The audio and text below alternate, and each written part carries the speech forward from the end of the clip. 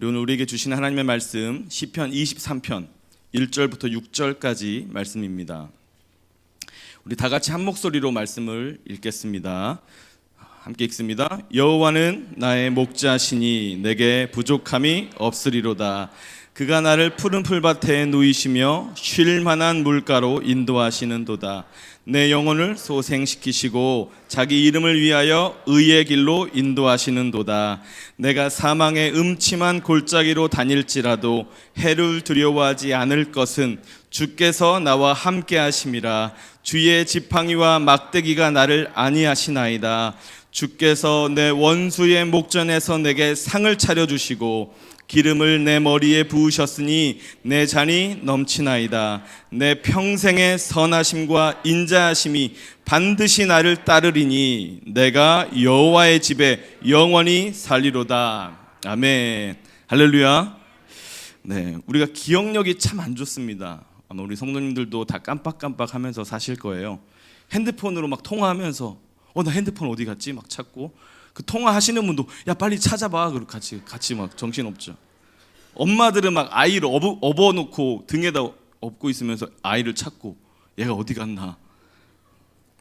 저희 아내도 가끔 교회에 온다고 이렇게 같이 차 타면 핸드폰 안 갖고 왔다고 다시 집으로 얼른 막 뛰어가요. 그리고 한참 있다가 나옵니다. 자기 뒷주머니에 있었다고. 허무하죠. 여러분, 우리가 기억력이 안 좋은 거는 어떻게 보면 머리가 참 나쁜 것 같아요. 그렇죠? 기억을 못해요. 제가 지난주에 시편 23편 설교를 했는데 기억나십니까? 할렐루야. 예. 제가 똑같은 설교 본문을 그대로 갖고 와서 그대로 설교해도 아마 은혜 받고 가실 수도 있는데, 여러분, 지난주에 제가 말씀드린 이 귀한 말씀이 우리의 영혼을 소생시키시고 우리를 회복시키신다, 제자리로 돌려주신다, 또 선한 목자가 우리를 끌어 안아주신다, 그래서 우리에게는 부족함이 없다, 이렇게 말씀을 드렸습니다. 그런데 이제 이 시편의 1절부터 3절까지 분위기는 정말 따뜻하고 너무 좋은데 이제 분위기가 바뀌어요. 4절부터 6절을 보면 사망의 음침한 골짜기, 그리고 원수의 목전, 이런 분위기로 바뀝니다. 너무나 은혜롭고 좋은 분위기 같았는데 이 시편 23편도 힘들고 어려운 상황을 이야기하고 있어요. 사망의 음침한 골짜기가 뭘까요? 우리나라의 산은 좀 산세가 완만합니다. 산을 보고 공포스럽진 않아요. 와, 산 무섭다, 이런 느낌 별로 안 들죠. 물론 제가 등산을 별로 안 좋아해서 산을 안 다녀서 그럴 수도 있지만, 산을 보고 무섭다, 공포스럽다, 이 죽음에 대한 그 느낌이 온다, 이런 산은 거의 없습니다. 그런데 중동에서는, 이스라엘의 이 산은요 거의 다 돌로 되어 있기 때문에 가파르고 생명의 위협을 느끼는 산이에요. 더더욱이 비가 많이 오면 물이 땅으로 흡수되지 않기 때문에 물살이 막 강하게 흘러요. 그러니까 조금만 비가 많이 와도 산이 죽음이 도사리고 있는 산으로 바뀌어버리는 거죠. 그래서 히브리어 원어 보니까 사망의 음침한 골짜기를 죽음의 그늘 골짜기라고 표현합니다. 죽음이 도사리고 있다. 여러분, 우리의 삶에도 사실 사망의 음침한 골짜기 같은 순간순간들이 참 많습니다. 특별히 우리의 육신, 여러분, 요즘 질병과 사고가 끊이지 않는 시대죠. 이 병이 예전에는 우리가 그냥 아는 정도의 병이었는데 요즘에는 희귀한 병들이 많이 생겨서 이게 왜 아픈지도 모르고 어떻게 낫는지도 모르는 병들이 많아요. 또 사고는 어떻습니까? 말도 안 되는 상황에서 사고가 나고 상상하지도 못했던 일들이 일어나는 게 요즘 세상입니다. 또 우리 마음을 어렵게 만들죠. 두렵게 하고 염려하게 하고 우울하게 만드는 또 마음을 공격하죠. 또 우리의 영혼을 공격합니다. 우리는 예수 십자가의 보혈로 이미 생명을 얻었지만 우리 주변에 죽어가는 영혼들이 너무 많아요. 죽을 일 가득한 세상입니다. 여러분, 이태원 참사 후에 우리 이성민 전사님이 또 금요일날 이렇게 같이 나누어 주셨는데, 이 송도 국제 캠퍼스에서 사역하잖아요. 5개 대학이 그 송도 국제 캠퍼스 안에 있는데, 이태원 참사 이후에 이 대학생들 사이에서 이 우울의 영이 임해가지고 아이들이 무기력해지고 불안해하고 우울해한다는 거예요. 심지어 자살하는 학생까지 생겼답니다. 그래서 제가 저 학교만 문제인가 하고 우리 청년부 대학생들한테 물어보니까 학교 안에서 예전보다 더 많이 힘들어하고 우울해하는 학생들이 많아졌다는 얘기를 하더라고요. 우리 청년들은 교회 안에서 하나님 임재 안에 머무니까 얘네들은 밝아요. 항상. 어제도 저희 청년부 저녁에 그 기도의 집 하기 전에 고기 구워 먹었거든요. 아주 파티였습니다. 파티. 막 고기 막 나르고 서로 먹여주고 막 서로 굽고 막 밝은데, 지금 세상에 막 떠도는 우리 청년들 보면 이 우울의 영에 눌려가지고 자살을 생각하고 삶을 포기하고 그런 청년들이 너무나 많다는 거죠. 여러분, 그래도 우리에게 희망이 있는 건 뭐냐면요, 사망의 음침한 골짜기는 머무는 곳이 아니라 지나가는 곳입니다. 자, 23편 4절을 보세요. 내가 사망의 음침한 골짜기로 다닐지라도 그러잖아요. 여기서 다닐지라도 이 원어를 보면 움직임을 나타내는 걷다라는 뜻이에요. 가만히 거기에 머물러 서 있다가 아니라 걸어서 지나간다는 이야기죠. 여러분, 우리 인생의 사망의 음침한 골짜기가 잠시 잠깐 찾아올지라도 두려워하지 않아도 됩니다. 왜? 우리는 지나가는 사람들이기 때문이에요. 여러분, 이런 말 있죠. 이 또한 지나가리라. 이 말이 어떤 유명한 가수 임재범이라는 가수의 노래에 이 또한 지나가리라가 있어요. 그래서 이 사람이 만든 말인 줄 알았어요. 전 처음에 곡 되게 잘 썼네 그랬는데, 이 말은 원래 다윗 왕 때에 다윗이 반지를 만드는 그 반지 세공사에게 반지를 만들고 반지에 글귀를 하나 좀 적어줘라. 근데 반지를 만드시는 분은 지혜가 없는 거예요. 그래서 솔로몬 왕자에게 뭐라고 글귀를 쓸까요? 그랬더니 이 또한 지나가리라, 이런 말을 알려줬다 그래요. 이게 이 말의 시작된 어원입니다. 성경에는 있는 말은 아니지만 우리 믿는 사람들도 이 말을 좀 많이 쓰죠. 이 또한 지나가리라. 힘들고 어려울 때 막 이런 이야기로 위로하잖아요. 제가 예전에 다른 교회에서 사역할 때 수련회를 한번 엄청 빡세게 세팅해가지고 이렇게 수련회를 하는데, 청년들끼리 이 또한 지나가리라 하면서 서로 잘 견디더라고요. 수련회가 너무 힘들었나 봐요. 막 예배 기도 막 말씀하니까 애들이 너무 힘들어가지고 서로 위로하는, 이 또한 지나가리라. 여러분, 우리 인생도 마찬가지인 것 같아요. 지금 비록 우리 삶이 죽음의 골짜기를 마치 거니는 것처럼 걷고 있지만 이곳은 머무는 곳이 아니라 지나가는 곳입니다. 이 또한 지나갈 것이다. 창세기 47장 9절에 보니까요, 야곱도 자신의 인생을 이렇게 표현해요. 내 나그네의 길이, 나그네의 세월이 130년이다. 자기 인생을 나그네라고 표현합니다. 나그네가 뭐죠? 다른 나라에 잠깐 와 있는 손님 같은, 여행하고 있다는 이야기죠. 여러분, 우리는 이 땅에서, 이 세상에서 하나님 나라의 국민으로서 잠시 잠깐 여행하고 있는 거예요. 할렐루야. 그러니까 이 땅의 것에 막 목숨 거실 필요 없는 거예요. 이 땅에서 조금 힘들다고 세상 끝난 것처럼 힘들어하시지 않아도 된다는 이야기입니다. 여러분 여행 가셔서 숙소나 음식이 좀 입에 안 맞고 몸에 안 맞으실 때 어떻게 하세요? 그 숙소를 아예 다 사셔가지고 다 뒤집어 엎으십니까? 완전히 다 뜯어 고쳐요? 식당 갔는데 입맛에 안 맞는 음식이 있다 그러면 이거 식당이 안 되겠다, 이거 주방장 바꿔야겠다 그래요? 아니죠. 한두 번 조금 참으면 이 또한 지나갑니다. 제가 대학교 때 캐나다에 한 2달 여행 간 적이 있어요. 근데 이제 부모님이 그냥 그동안 고생했어, 여행 좀 가 그래서 얼떨결에, 영어도 잘 못하는데 캐나다 밴쿠버에 덩그러니 간 거예요. 집에 가고 싶더라고요. 첫날부터. 엄마도 없고 아빠도 없고 혼자 밴쿠버에 있는데 너무 외로운 거예요. 그래서 한 2주 동안은 향수병에 걸린 것 같아요. 자꾸 한국에 가는 꿈을 꿔요. 잘 때마다. 자꾸 한국 친구들 만나는 꿈 꾸고.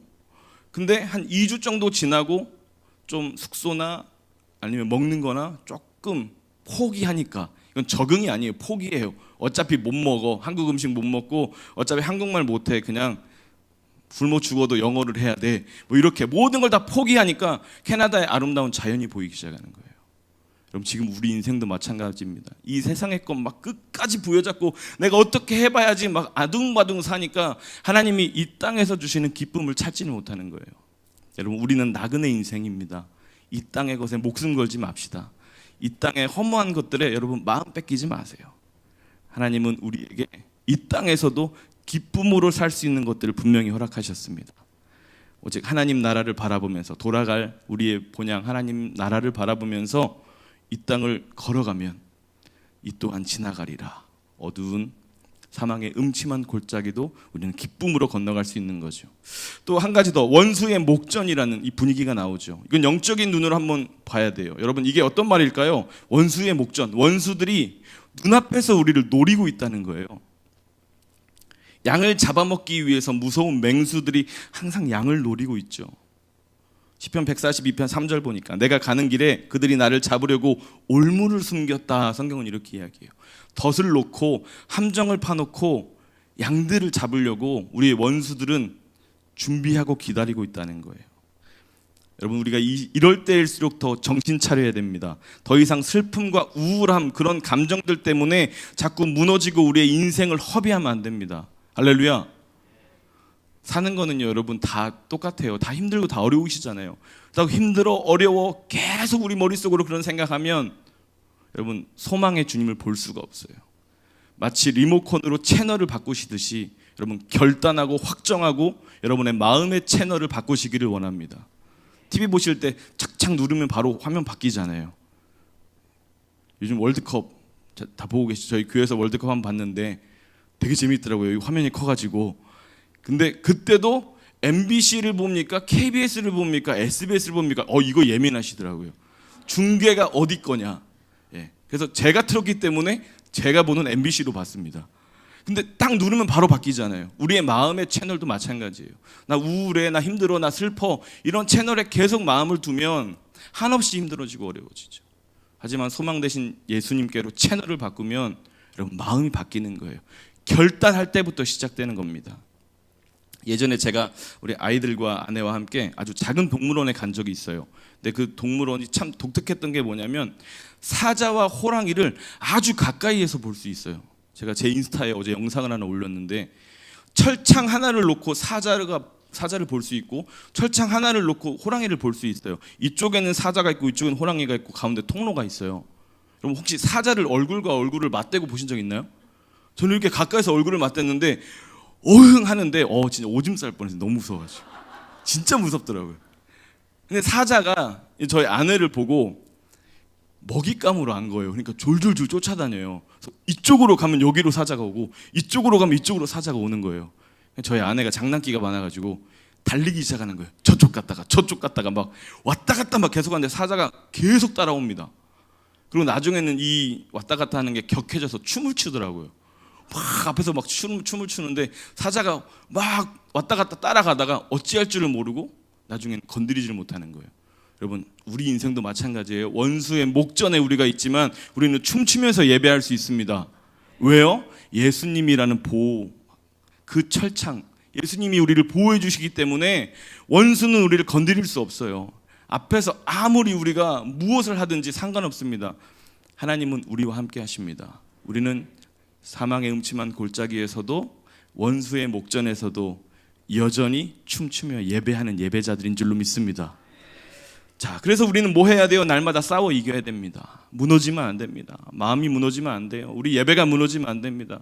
여러분, 목장 안에서 교제가 무너지시면 안 돼요. 어떠한 상황이든지 변함없이 예수의 보혈, 그 능력, 그 이름의 능력으로 우리는 선포하며 나아가야 되는 거예요.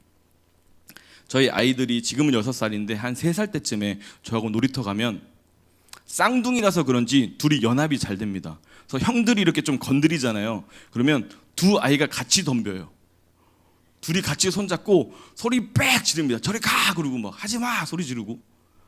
근데 이상하게 아이들이 소리 지르면 형들이 가요. 왜 그럴까요? 뒤에 제가 서 있거든요. 그럼 이 아이들은 몰라요. 자기가 힘 센 줄 알고 역시 나 센데, 나 목소리 큰데 막 뿌듯해 하는데 뒤에 제가 서 있었어요. 여러분, 우리도 마찬가지예요. 지금 우리가 예수의 이름으로 선포하고 악한 영들을 물리치고 승리하며 나아갈 때 우리 뒤에 예수님이 서 계시는 거예요. 충분히 이길 수 있습니다. 무너지지 않습니다. 죽지 않습니다. 하나님이 함께 하십니다.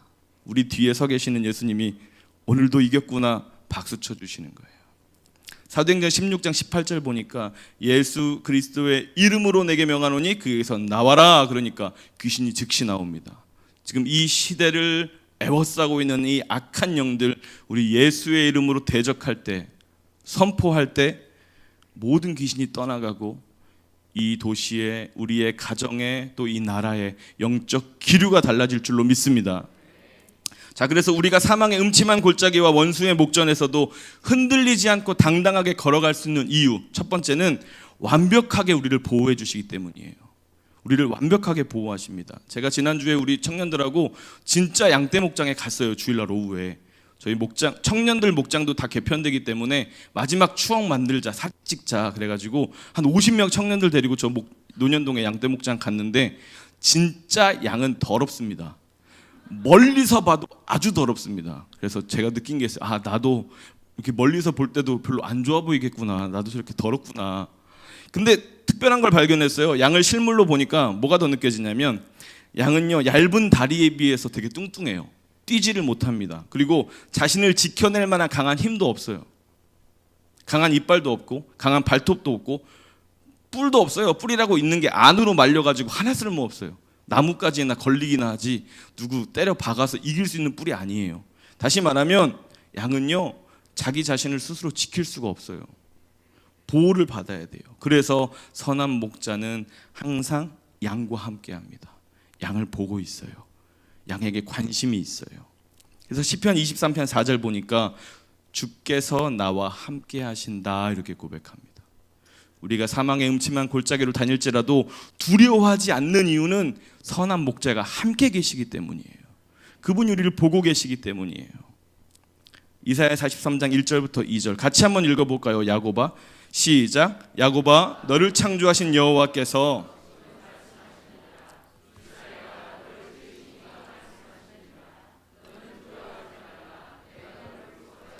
내가 너를 지명하여 불렀나니 너는 내 것이라. 내가 물 가운데로 지날 때에 내가 너와 함께 할 것이라. 강을 건널 때에 물이 너를 침몰하지 못할 것이며 내가 불 가운데로 지날 때에 타지도 아니할 것이요 불꽃이 너를 사르지도 못하리니. 아멘. 우리에게 하시는 말씀인 줄로 믿습니다. 내가 너를 택했고 너는 내 거고 내가 너와 함께 한다. 걱정하지 마라 말씀하시는 거예요. 하나님이 우리를 날마다 관심 있게 지켜보고 계신다는 걸 믿으십니까? 저는 예전에 부산에 한번 가다가 운전하고 가는데 고속도로에서 타이어가 터진 적이 있어요. 차를 막 열심히 달려가는데 타이어가 탁 하나 터지니까 뭐 달릴 수가 없고 바로 갓길에 차를 댔습니다. 근데 제가 그런 경험이 처음이어가지고 이걸 뭘 어떻게 해야 되나, 앞으로도 못 가고 뒤로도 못 가고 또 갓길에 세웠는데 갓길이 너무 좁아서 차에서 내리기도 무서운 거예요. 옆에는 차들이 막 달려다니고. 근데 한 2분 3분 정도 지나니까 고속도로 순찰차가 바로 달려오더라고요. 그래서 뒤에 한 100m 정도 되는 데다가 바리케이트를 쳐주고 안전하게 저를 지켜주는 거예요. 그게 얼마나 든든하든지. 근데 궁금했어요. 어디다 신고한 게 아닌데 어떻게 알고 왔을까? CCTV로 고속도로를 다 보고 있더라고요. 그래서 무슨 일이 딱 발생했을 때 바로 출동해서 도와주는 거예요. 여러분, CCTV로도 그 정도는 도와줄 수 있어요. 하지만 우리 살아계신 하나님은요, 더 깊이 보고 계셔요. 어디까지 보십니까? 우리의 마음의 생각까지 다 보고 계셔요. 우리 성도님들의 힘든 상황, 말 못하는 고민들, 말 못하는 아픔들, 하나님 다 보고 계셔요. 그리고 즉시로 도와주시는 거예요. 하나님은 한눈 팔지 않으십니다. 졸지도 않으십니다. 주무시지도 않아요. 즉시로 도와주셔요. 내 진정 사모하는 찬송가 있죠. 88장 2절의 가사가 이래요. 내 마음의 모든 염려, 이 세상 고락도 주님 항상 같이 하여 주시고 시험을 당할 때에 악마의 계교를 즉시 물리치사 날 지키시네. 할렐루야. 즉시 물리치시는 분이에요. 그냥 지켜보고 내버려 두는 분이 아니라 우리가 아파하고 힘들 때, 근심하고 걱정할 때, 좌절하고 넘어질 때 즉시 오셔서 개입하시고 안아주시고 품어주시는 선한 목자가 우리에게 있는 줄로 믿습니다. 자, 그럼 어떻게 무엇으로 우리를 지키시냐? 지팡이와 막대기가 있어요. 4절에 주의 지팡이와 막대기가 나를 안위하신다. 이 막대기는 뭐냐? 한 1m 조금 안 되는 길이에 끝에 쇠붙이가 붙어 있습니다. 그래서 이 험한 동물들이 와서 공격할 때 그 막대기로 때려서 이기는 거예요. 우리를 지켜주시는 거예요. 그다음 지팡이는 뭐죠? 막대기보다 조금 더 긴데 끝이 동그랗게 이렇게 말려 있어서 갈고리 모양으로 돼 있어요. 양들이 길을 잘못 갔거나 아니면 어디 구덩이에 빠졌을 때 그 막대기로, 그 지팡이로 건져주시는 거예요. 여러분, 하나님이 우리를 지키시고 보호하십니다. 그분은 우리를 지키시는 분, 우리를 보호하시는 분. 길을 잃지 않게 날마다 보호하시는 거예요. 제가 한 이틀 전에 금요철에 오는 길에 큰 사고가 날 뻔했어요. 이 교회 오는 길에 운전하고 오는데 가족들 다 태우고 오고 있는데 옆에 차선이 하나 뻥 뚫렸더라고요. 다들 천천히 가는데. 그래서 이게 다들 이렇게 안 가지? 하고 옆 차선 빈 차선을 딱 들어가서 제가 속력을 왕 내기 시작했는데 앞차가 서 있는 거예요. 뭔가 이벤트가 있었는지 저는 몰랐던 거죠. 막 달리는데 브레이크를 딱 밟았는데 이미 늦은 거예요. 거의 차가 막 끼익 하면서 차는 서기 시작하는데 점점 앞차가 다가오더라고요. 그래서 피해야겠다. 양옆을 봤는데 차가 다 막혀 있는 거예요. 그래서 이거 받겠다 싶어가지고 진짜 무서웠어요. 근데 제 아내도 나중에 얘기하더라고요. 교회 못 가는 줄 알았다고. 사고 나가지고 예배 못 드리는 줄 알았다고. 거의 받기 직전까지 끼익 하고 한 2, 3초를 그냥 끼익 하고 달려가는데 그 순간 옆에가 열리더라고요. 공간이. 그래서 옆으로 확 돌아가서 하나님이 사고를 면하게 하셨어요. 근데 제가 교회 와가지고 너무 놀란 마음에 혼자 가만히 앉아서 하나님 이거 뭐죠? 이거 왜 그랬죠? 근데 생각해보니까 제가 잘못했거든요. 제가 그냥 신난다고 달리다가 혼자 브레이크 끽 밟고 혼자 쇼한 건데 하나님 이거 뭐죠?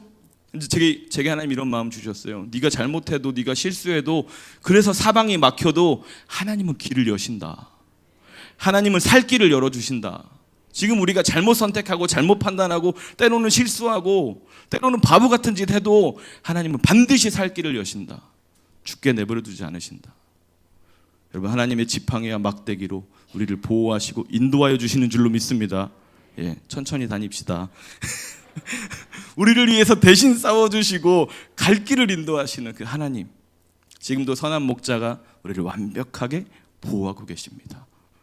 자, 두 번째, 우리에게요 과분한 사랑을 주셔요. 과분한 사랑. 이거는 그냥 사랑이 아니라 과분한 사랑이에요. 5절을 보시면 주께서 내 원수의 목전에서 내게 상을 차려주시고 기름을 내 머리에 부으셨으니 내 잔이 넘칩니다. 이렇게 이야기합니다.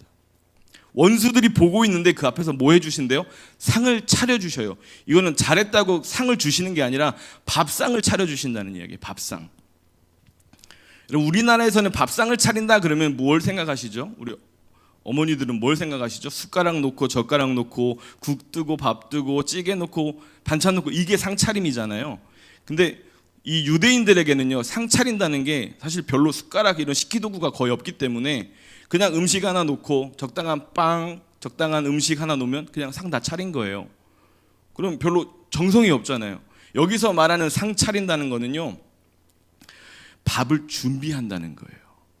여러분 식사를 준비하실 때 어떻게 하십니까? 오늘도 우리 오후에 점심 준비하실 때 어제부터 우리 목장에서 오셔가지고 열심히 준비하시잖아요. 밥은 그냥 한순간에 뚝딱 이렇게 안 나옵니다. 밥은 미리 준비해야죠. 하나님이 우리를 위해서 밥을 미리 준비하시는 거예요. 오랜 시간 우리를 위해서 준비하셨다는 거죠. 저는 결혼하고 저희 아내가 23살에 결혼했어요. 그러니까 음식을 하나도 할 줄 모르는데 결혼을 하니까 밤마다 이제 밥을 해주겠다고. 근데 한 2시간, 3시간이 지나도 밥이 안 나와요. 이 솜씨가 없으니까 한참을 기다리면 거의 이제 잠자기 직전에 밥 먹고 설거지하면 피곤해서 그냥 자야 되는 거예요. 이게 상 차린다는 게 쉬운 일은 아니죠. 근데 여러분 하나님께서 우리를 위해서 어떻게 상을 차려주셨어요? 창세 전부터 예수님의 보혈을 예비하셨어요. 그냥 한순간에 우리를 살리신 게 아니라 창세 전부터 우리를 택하시고 구원의 모든 여정을 계획하시고 준비하셔서 우리에게 상을 차려주신 거예요. 그러니까 원수들의 목전에 뭐라고 이야기합니까? 이 사람은 내 사람이야. 하나님의 자녀야. 건드리지 마. 이렇게 선포하는 거죠. 고린도전서 10장 21절 보니까 너희가 주의 잔과 귀신의 잔을 겸하여 마시지 못하고 주의 식탁과 귀신의 식탁에 겸하여 참여하지 못한다. 이렇게 이야기합니다. 식탁에서 누구와 함께 밥을 먹냐? 이거 진짜 중요한 일입니다. 예수님의 식탁에 함께 밥을 먹냐? 아니면 세상 사람들의 식탁에서 그렇게 흥청망청 밥을 먹냐? 이건 다른 거죠.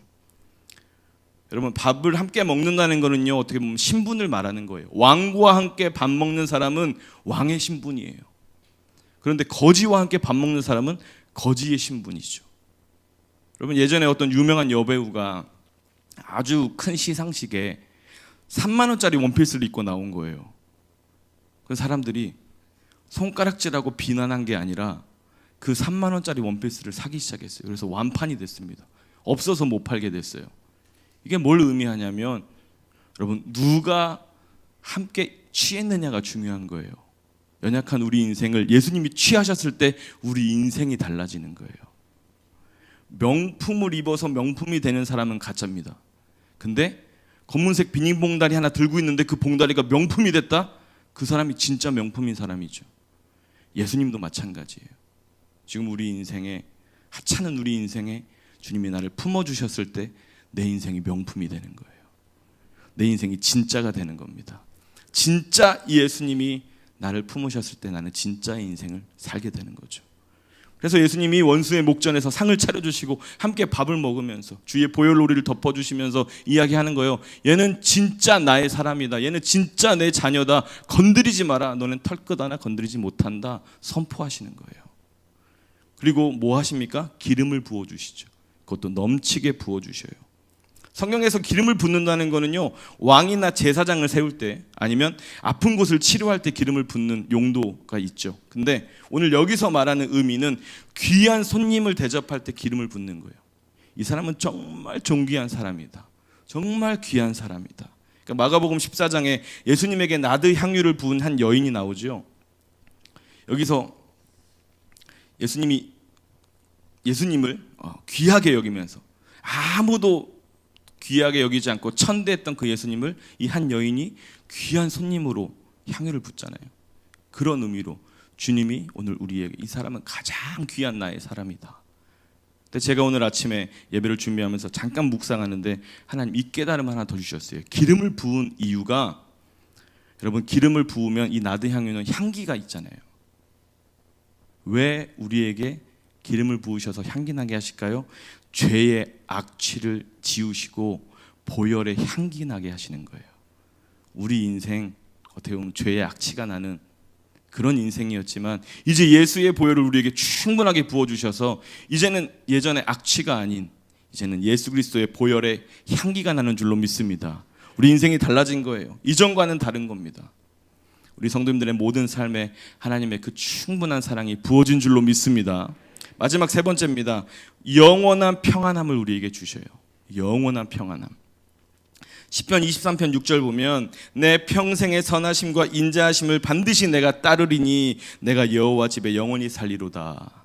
내 평생의 선하심과 인자하심이 나를 따라온다, 이렇게 이야기합니다.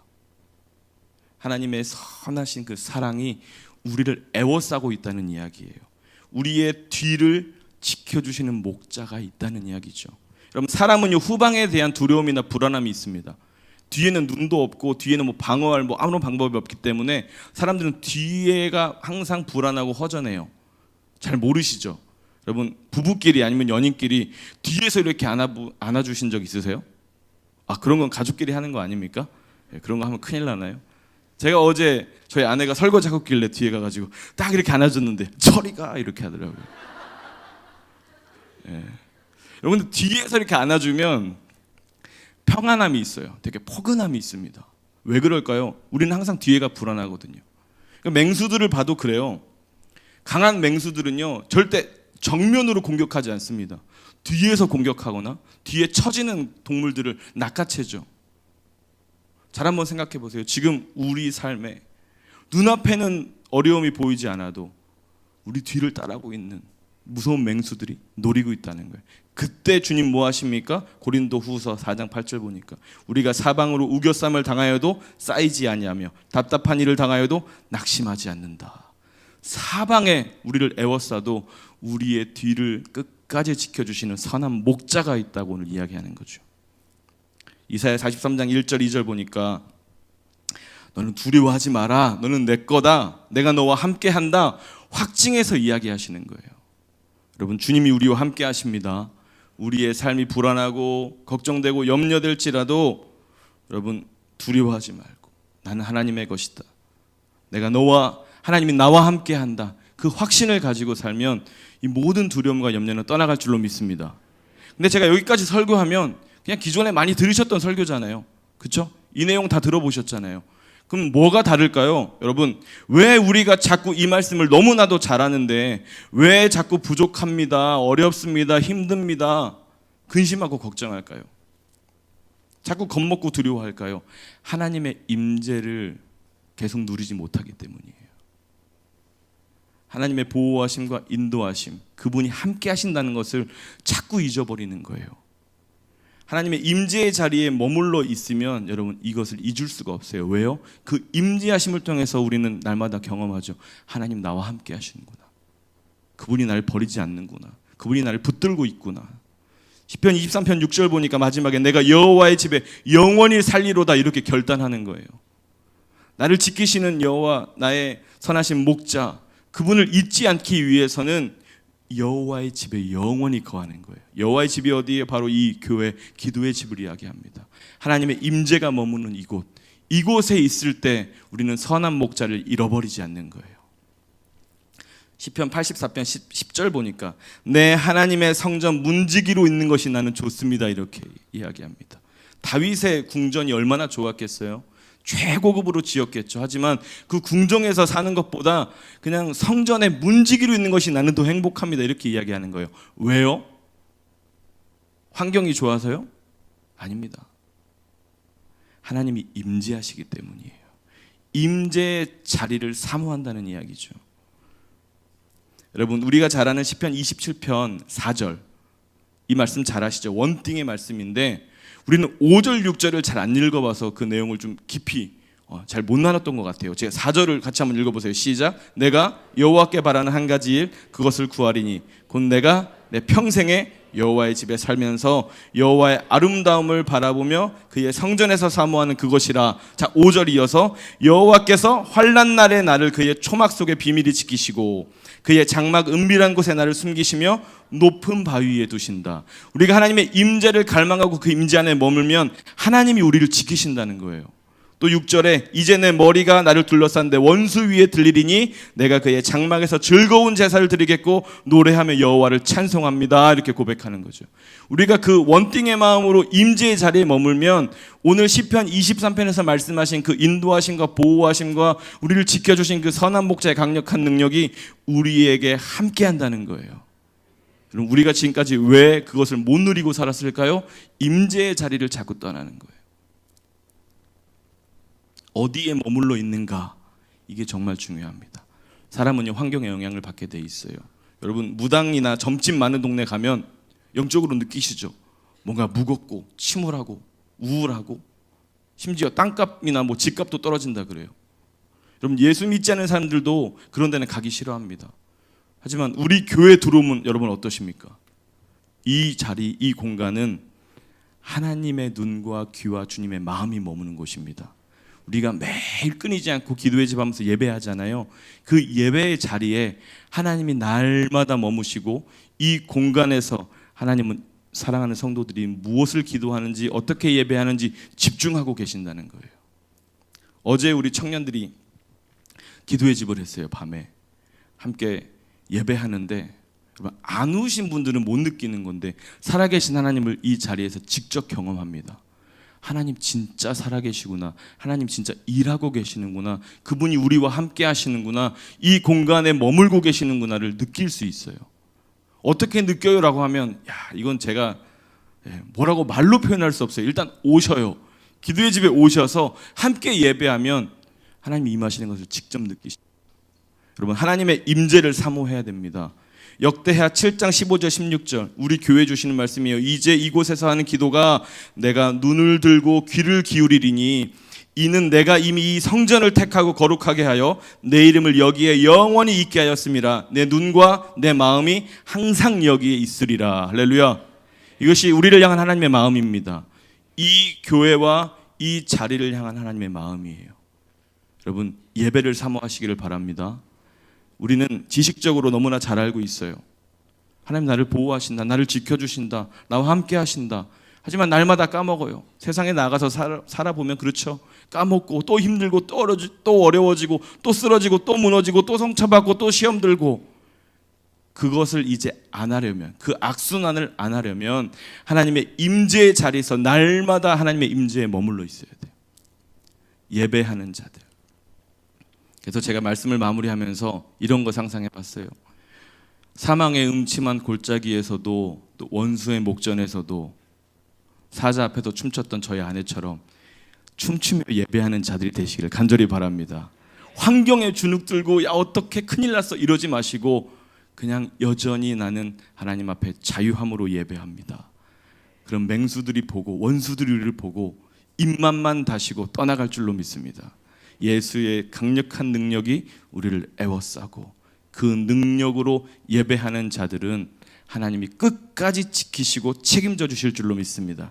말씀을 마무리하겠습니다. 우리의 인생길에 만나는 사망의 음침한 골짜기, 원수의 목전, 그곳에서도 우리는 당당하게 예배하며 걸어갈 수 있습니다. 우리를 지키시고 보호하시는 선한 목자 예수님이 우리를 끝까지 붙들고 계셔요. 힘들고 어려울 때 끌어안아 주시고 위험한 상황에서 우리의 뒤를 지켜주시고 사방에 애워싸임을 당해도 살 길을 열어주실 줄로 믿습니다. 우리를 위해서 잔치상을 베풀어 주시는데 그냥 하루 이틀 뚝딱 만들어 주신 단순한 잔치상이 아니라 태초 전부터, 창세 전부터 우리를 위해 예비하신 주의 보혈로 충분한 잔치를 베풀어 주셔요. 우리 하나님의 자녀입니다. 이 사실을 잊지 않으시기를 바랍니다. 한 주간도 치열하게 살아가실 때 날마다 하나님의 집에서 머물렀던 이 하나님의 임재를 경험하시면서 그 임재를 붙들고 함께 우리 시편의 23편 말씀을 고백하며 한 주간도 승리하기를 바랍니다. 우리 1절 말씀 함께 읽을게요. 좀 띄워주세요. 1절 말씀, 시편 23편 1절. 자, 함께 우리 믿음으로 선포하겠습니다. 여호와는 나의 목자시니 내게 부족함이, 한 번 더 합니다. 여호와는 나의 목자시니 내게 부족함이 한 번 더 합니다. 여호와는 나의 목자시니 내게 부족함이 없으리로다. 아멘. 우리 함께 이 찬양하겠습니다. 그 사랑 얼마나 다 표현 못해도 나 표현하리라. 다 고백 못해도 나 고백하리라. 나 할 수 없어도 나 알아가리라. 다 닮지 못해도 나 닮아가리라. 다 표현 못해도 다 표현 못해도 나 표현하리라. 다 고백 못해도 나 고백하리라. 나 할 수 없어도